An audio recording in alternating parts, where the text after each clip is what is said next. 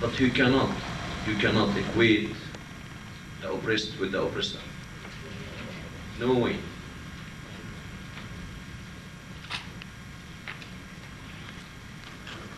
Israel can't have the cake and eat it too.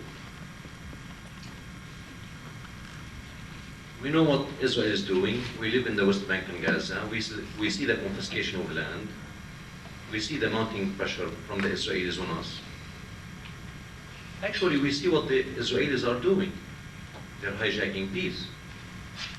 The Labour Party and the Likud. There is only one solution. And I'm sure, confident, that we're going to reach it. It's a matter of time and a matter of casualties. The solution is for Israel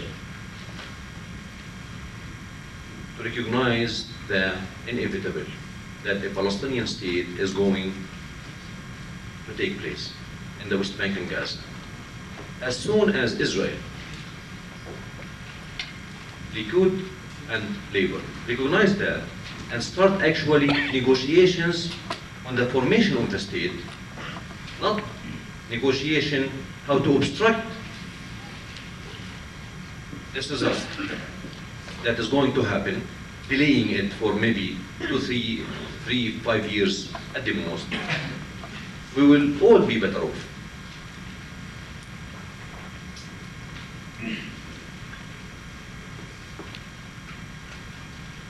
To tell you the truth, I don't think that there's a big difference nowadays between Likud and Labour.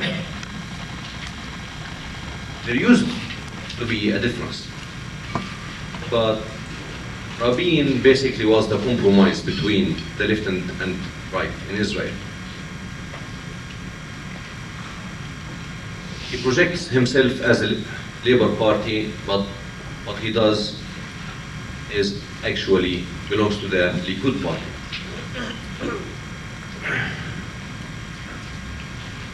Likud and Labour, they don't want to go back to Gaza. Likud and Labour don't know what they want in the West Bank. They're not yet definite.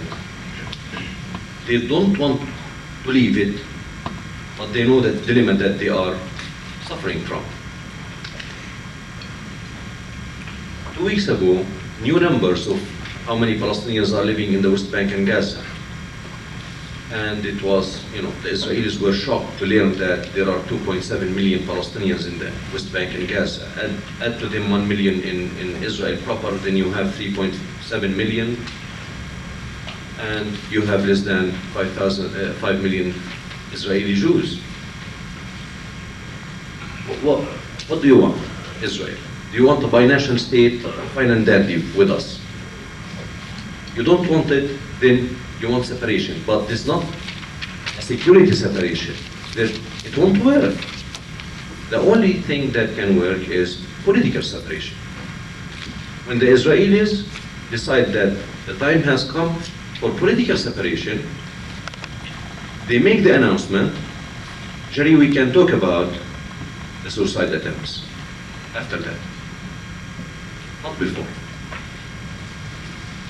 And I've been here for 4 or 5 days, and between sleeping and waking up, I watch the news, and all of it is on O.J. Simpson. What's the big deal? What's the big deal? My God. I don't expect much from the United States of America. Thank you.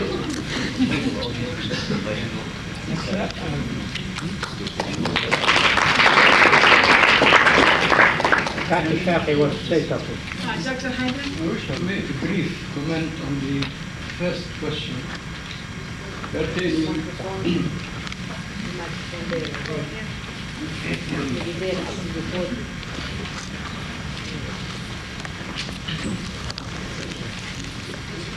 I wish to make a brief comment on the first question. How do we view the acts of resistance by Hamas and the Islamists? First of all, we can't comment on this except in the context of what's going on. And here I want to emphasize certain things. First of all, Palestinians are entitled to resort to all sorts of measures, including legitimate armed struggle, to try to rid themselves of occupation. Secondly, we condemn all acts of terrorism, including Israeli terrorism, which is often evaded comment, and it is going on almost every day. We condemn all acts of terrorism that do away with innocent lives. And third, there is a peace process that should be respected by all the parties, the requirements of peace. Now, the Israeli position, which is based on Israeli military power and with heedlessness towards legality and legitimacy and United Nations resolutions, is actually an indirect call for violence. The lack of progress, the obstruction of the peace process, for which Israel is responsible, leaves a big gap for Hamas and others to resort to violence. And so really, this circle of violence can only be broken by giving the peace process the necessary legitimacy. And this is the responsibility of Israel. I think the Palestinian people have contributed all that is needed for the sake of peace, but Israel has maintained its intransigent position, claiming all the Palestinian territory, and on the basis of which it continues to practice its settlement activity. So we have to say this. We don't condone the acts of Hamas, blowing the bus, this, that, but certainly we condone all acts of resistance by the Palestinians as a legitimate right. And we call on the world community to judge things in this context and not to take it out of context and talk about it. Israel in the recent time killed so many Palestinians in cold blood, Palestinians that it apprehended and could have arrested, but it preferred to kill them. Now, the world community does not see anything in this, it seems to me. They only see the bus accident and the others. So I think this is the way we see things. What is demanded is that as long as Israel is obstructing the road to peace, as long as the peace process is lacking credibility, then there is this big gap for acts of violence. Now, I should say here now, at this moment, where the world community is still under the illusion that there is a credible peace process, the acts of Hamas are actually counterproductive to our benefit, because the world sees that there is a peace process going on, and these acts are destroying this only chance of achieving peace. But this is going to change very soon. The world is going to realize that this peace process is not really a peace process. It is obstructive. Thank you.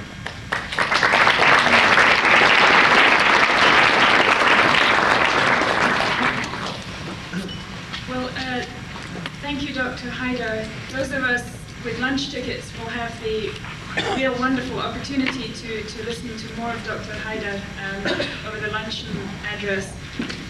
I guess lunch is supposed to start in about 6 minutes, so that gives us 6 minutes to engage in networking and other human functions. And it's lunchtime.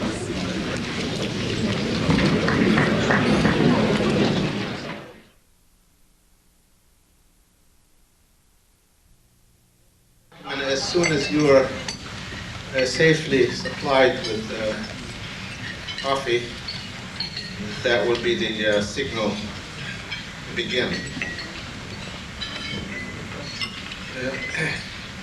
It is indeed a pleasure to welcome you on behalf of the members of the Executive Committee of the Center for Policy Analysis on Palestine and its parent organization, the Jerusalem Fund for Education and Community Development, and its board of directors. I feel privileged to be the one to introduce to you our distinguished speaker. I first became acquainted with Dr. Haidar Abdeshafi nearly 20 years ago now, when I joined the faculty of Birzeit University in 1975, on whose board of director Dr. Abdeshafi served. More recently, I was also privileged to share with him, in a modest way, the experience of representing the Palestinian people when he was chosen to head the Palestinian delegation to the Madrid Peace Conference and the 2 years of negotiations which followed. To me, Dr. Abdeshafi represents a breed of men about whom it can be said that familiarity breeds even greater respect. Dr. Abdeshafi has a long and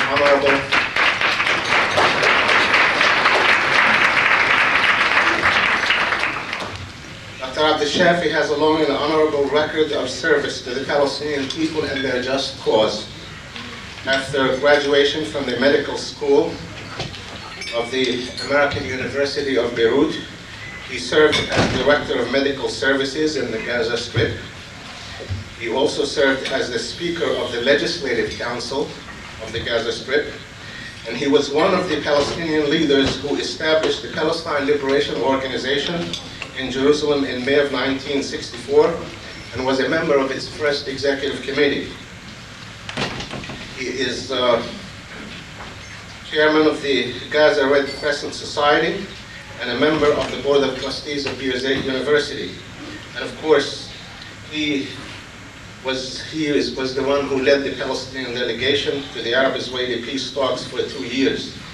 And I will say without fear of contradiction that his choice as to head the Palestinian delegation to the peace talks was universally acclaimed by Palestinians everywhere and of all persuasions as the wisest decision made by the PLO leadership in its long career. But to me, the most meaningful thing to say about Dr. Abdeshafi is this. At times of national crisis, such as the present time for the Palestinian people, times full of promise as well as pitfalls and perils, public figures become vulnerable. Reputations become particularly perishable. as the people battle with frustrations and anger, fearful for their future, they become agitated, edgy, and quarrelsome. It takes a special kind of integrity and character for a leader to sustain through all of this the affection and the confidence and the respect of his people. Dr. Abdel Shafi is such a man. It gives me pleasure to bring him to you, Dr. Abdel Shafi.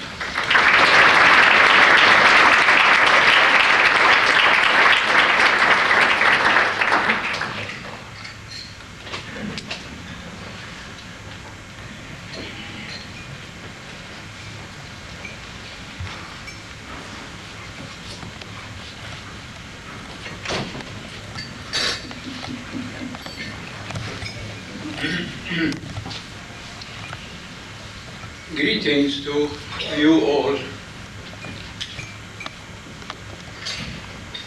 It's my pleasure to be with you this afternoon and to address you on the subject that was picked up for me by Professor Hallaj, recapturing the dream.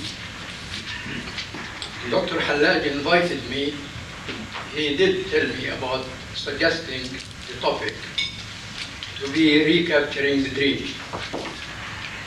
As I reflected on this, I immediately thought that recapturing the dream is not yet a foregone hope.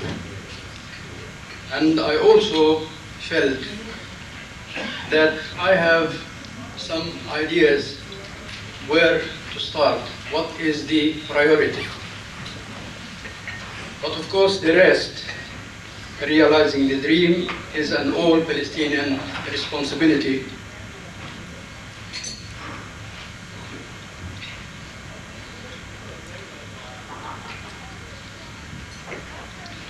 And so let's get going and see what we have. To speak of recapturing the Palestinian dream, one should review the past with the intent of discerning the reasons for the successive setbacks and failures of the Palestinian national struggle, in spite of the heavy sacrifices that the Palestinians suffered and continue to suffer. It's also important to review the present situation in all its aspects bearing on the problem of peace, and carefully determine the assets in our favor and the obstacles blocking the road to our dream. Palestinians have always been inclined to lay emphasis and blame on extrinsic factors for their plight. One certainly cannot underestimate these factors, but that is not the whole story. Now you bear with me to go a little bit into the past, into the roots. The roots of the problem go back to the year 1897, when in the first Zionist Congress, the Jews adopted a resolution claiming Palestine and parts of other Arab territories for establishing a Jewish state. In commitment to this goal, they made ritual of several basic concepts. One, gradual build-up of an economic and military potential as the basis for achievement of political aims, as you have seen. Second, alliance with a great power external to the Middle East. Third, non-recognition of the existence of a Palestinian national entity. Fourth, Zionism civilizing mission in an underdeveloped area. 5, economic, social, and cultural segregation as prerequisites for the renaissance of Jewish national life. And 6, the concept of peace from strength. If you review the past, you see that all these principles have been maintained by Zionism and by Israel. Right from the beginning, the Zionist program benefited from the emergence of a dedicated and motivated leadership imbued with the declared ideals and dreams of Zionism, to the extent of being insensitive to the legitimate rights of others. With its background of developed Western societies, a network of organized leadership structure was readily established and put to work seeking support in the European capitals and in the Turkish governing circles, and later in Palestine under the mandatory government. Needless to point out the commitment made by the mandatory government to the Zionist program. On the Arab side, no leadership structure matching that of the Zionists could be realized. Factors involved were underdevelopment, rural and semi-feudal society with strong familial and tribal prejudices. All that was possible was a loosely organized body composed of heads of influential families, which was called the Executive Committee. After the establishment of several political parties in Palestine in the 30s, the leadership was reorganized to be composed from the heads of these parties and was given the name the Higher Arab Committee. Benefiting from its European background and international experience,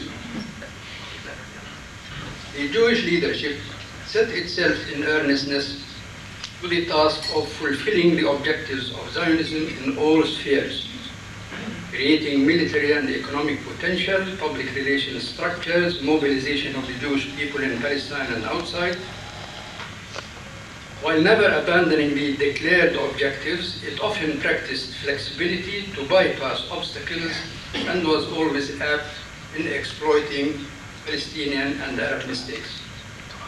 On the Palestinian side, due to lack of proper organization, sophistication, and collective thinking, the leadership was unable to size up the Zionist threat and alert the masses, Palestinian masses, to the realities of the situation. There was no provision for research needs, resistance planning, or the ability of making tactical options and exploiting opportunities. The sense of belonging to a big Arab world and the justness of the Palestinian case reduced the sense of danger, the imperatives of meeting the challenge, as well as neglecting the principle of tactical flexibility and political maneuverability. So the Palestinian effort on the ground remained a sort of disorganized resistance. Politically, and because of its inherent weakness, the leadership retreated to the confines of a rejectionist attitude, the all or none position. Although one cannot belittle the asymmetry in terms of power between the combined mandatory and Zionist forces on one side, and whatever the Palestinians could mount in terms of power on the other, still it is not the sole reason for the 1948 catastrophe. In my opinion, the asymmetry in leadership competence that I just referred to played an important role. Another important factor that had a share in what happened is the Arab factor, what was initially called the national dimension of the Palestinian problem, meaning that the Zionist threat is not limited to Palestine but extends to the Arab environment. The absence of a clear definition of the national dimension and the failure to stipulate a clear Palestinian-Arab working relationship left much room for Arab intervention that was pregnant with inter-Arab conflicts, paving the way for the catastrophe of 1948. Palestinian leadership, through a clear definition of the national dimension, could have decided how, what, and when any Arab help is rendered. That could have averted the destructive effects of the Arab military intervention in 1948. Further, after the emergence of the Palestinian refugee problem, with substantial numbers of refugees hosted in the Arab countries, the issue became so much more crucial. Continued failure of the Palestinian leadership to adopt a clear Palestinian-Arab policy led to endless complications fouling the climate of Palestinian-Arab relations. The mandatory period, notwithstanding its bitter and catastrophic end, constituted a wealth of experience for the Palestinians to benefit from. The ability of the Palestinians refugees and non-refugees, to withstand the disastrous effects of 1942 and to recuperate in a relatively short time is only a measure of their genuine resourcefulness and determination to stand firm in the face of disasters and difficulties. The birth of the PLO in 1964 as a legitimate leadership and a symbol of Palestinian unity, affirming the Palestinian identity and foiling all attempts to erase it, is another proof of their patriotism and tenacious will in defense of their inalienable rights. One could imagine that the new leadership that assumed control of the PLO after 1967 would have time to review the past and ponder the lessons of the mandatory interval before drawing up any plans or deciding on any strategy. If there was any obvious lesson, it was the imperative of some form of unity on the leadership level. Regrettably, that has not been heeded, to the sorrowful detriment of the Palestinian people. I certainly here don't blame the initial leadership of the 20s and the 30s, because it was a leadership that came to be a difficult period. The Arab countries coming from under a reactionary regime, Turkish regime, with all its legacy, and one really realistically could not have expected that initial leadership to be much better than what it was.